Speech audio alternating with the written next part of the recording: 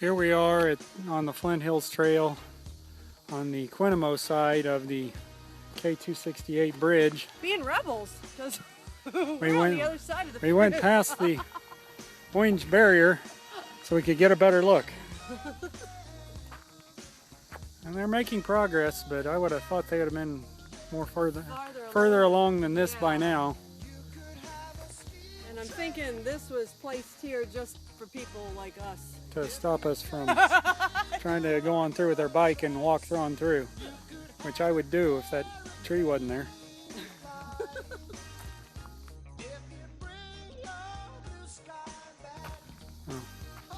Well, we made it up the hill from the Quenemo road, which the last time we rode up this, we didn't make it without stopping and walking because it's a long, slow grade.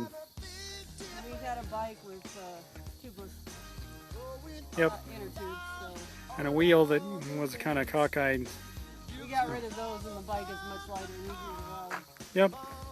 Now we're gonna head back down, and then we're gonna go eat Mexican in Pomona at I don't know what the name of the place is, but that's our reward for riding today.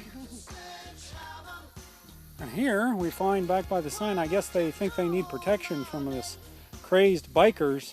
They got a sledgehammer laying here on the ground, just waiting to attack those who jump over the fence. And just my luck, the guy must have gone home. He's on break.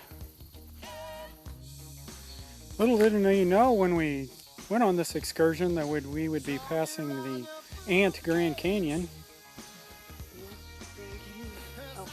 I get it.